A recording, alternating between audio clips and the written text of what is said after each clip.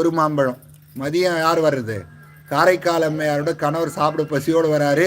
தயிர் சாதம் போட்டோடனே மாம்பழம் எங்க 2 கொடுத்தமிச்சுனேன்றாரு. இந்த அம்மா ஒன்று அறிஞ்சாந்து வைக்குது. சரி ஒன்று வந்து வீட்டுக்காரிக்குன்னு சொல்லுவாருன்னு நினச்சி அந்த அம்மா வைக்குது. இல்லை ரொம்ப என்ன இருக்கு, இனிப்பு சுவையா அற்புதமா இது சாப்பிடவே இல்லை. இன்னொரு மாம்பழம் இருக்கு, அதையும் அறிஞ்சு எடுத்துன்னு வந்தார். இப்போ இந்த அம்மா கையை பசஞ்சு இல்லைங்கெல்லாம் சொல்லலை. பெருமானிடத்தில் போயிட்டு பூஜை ரூமில் முறையிடுது. மாங்கனி தானம்மா அப்படின்னு சொல்லி பெருமான் ஒரு மாங்கனி கையில் கொடுத்துட்றாரு. அப்போ இதையும் அறிஞ்சு அது அவருக்கு வந்து இலையில வைக்குது. வைக்கும்போது என்ன ஆகுது, போன பழம் சாப்பிட்டதை விட இந்த பழம் ரொம்ப சுவையாக இருக்குது, இன்னொரு பழம் எடுத்துன்னு வந்தார். கொடுத்ததே 2 தான், அதான் மறந்து போய் கேட்குறாரு.